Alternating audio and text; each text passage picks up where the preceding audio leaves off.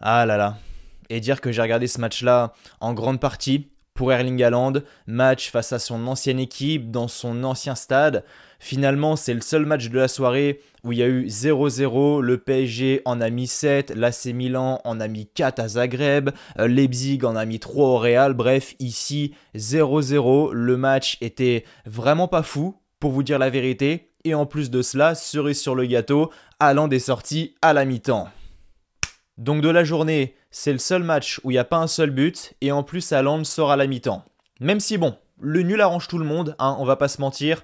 Pourquoi? Eh bien parce que Manchester City termine premier de son groupe et est qualifié en huitième de finale, et le Borussia Dortmund, eux, terminent deuxième de leur groupe et sont également qualifiés en huitième de finale. Ils ont actuellement 8 points, c'est ça. Séville qui est juste derrière en ont 5, donc Séville peuvent terminer bien à égalité avec Dortmund, sauf que sur la confrontation directe, le Borussia Dortmund l'ont emporté, donc ils sont bien évidemment qualifiés. Même si Dortmund aurait pu redistribuer les cartes ce soir et accrocher quelque chose, quand tu vois la compo alignée par Guardiola. Pour la compo, Guardiola a tout fait, sauf aligner son équipe type. Ederson n'était pas dans les buts, Laporte et Akanji n'étaient pas en défense, Bernardo Silva et De Bruyne n'étaient pas au milieu, Grealish n'était pas sur l'aile gauche alors qu'il est auteur de belles performances. On a donc un Pep Guardiola qui a opté pour une rotation et qui montre finalement qu'il compte encore sur tout le monde. Les joueurs comme Rodri, Gundogan ou encore Riyad Mahrez par exemple, ou même John Stones, voilà, qui étaient des joueurs qui étaient alignés à l'époque et qu'ils sont là peut-être un peu moins. Mais voilà, Guardiola montre que même si ils sont un peu moins alignés en ce moment, il compte quand même sur eux lors des grands rendez-vous. Car ce match-là était un match important. Comme je le disais, si Manchester City perdait, Dortmund se retrouvait à un point de Manchester City justement. Tu sais pas ce qui peut se passer. Dernière journée, tu te retrouves à un point, tu fais un faux pas. Le Borussia Dortmund, eux, gagnent leur match. Ils se retrouvent premier, toi tu finis deuxième. Il peut se passer plein de choses, donc c'est quand même un gros risque de la part de Guardiola. Même si à la mi-temps, il a fait deux changements importants. Comme je le disais, le premier c'est Bernardo Silva qui rentre et Erling Haaland qui sort à la mi-temps. Selon moi, c'était pas le bon choix, mais ça, on en reparlera juste après. Et ensuite, c'est Akanji qui est rentré à la place de Joe Cancelo. Et honnêtement, j'ai pas compris pourquoi Haaland est sorti. Pour vous dire la vérité, alors oui, Guardiola mise énormément sur la première ligue. Il se disait que bon, dans tous les cas, ils étaient qualifiés. Mais mine de rien, comme je le disais, il y avait encore un enjeu. Dortmund pouvait te passer devant, même s'il y avait très peu de chance et ça a payé. Voilà. Guardiola a vu juste, donc bravo à lui.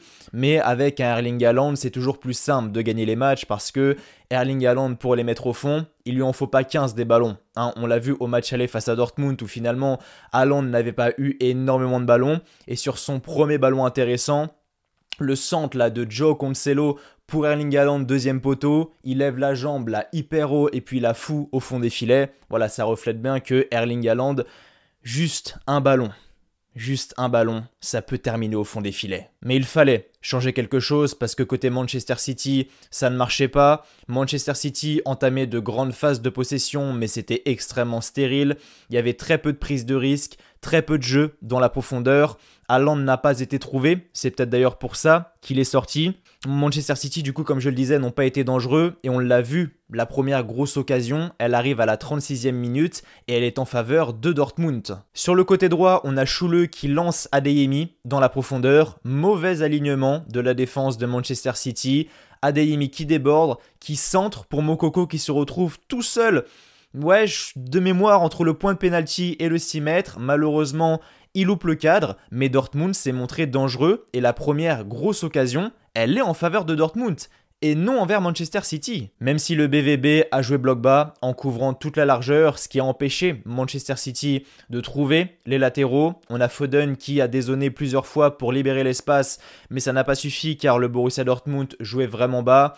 Et à la moindre récupération, boum, contre-attaque, attaque rapide, car en plus, à cause de la qualité technique de Manchester City, ça obligeait Dortmund à reculer, donc il n'avait pas vraiment le choix, et je regarde juste ici parce que j'ai les exemples vidéo qui sont juste là. Même si à la 57e minute, j'ai cru à l'ouverture du score, effectivement, parce que Manchester City a bénéficié d'un penalty. Effectivement, c'est Emre Can qui fait faute dans la surface de réparation sur Riyad Mahrez. Riyad Mahrez s'écroule dans la surface, et là je me dis, bon ça y est, il va débloquer le compteur, on va enfin avoir un but.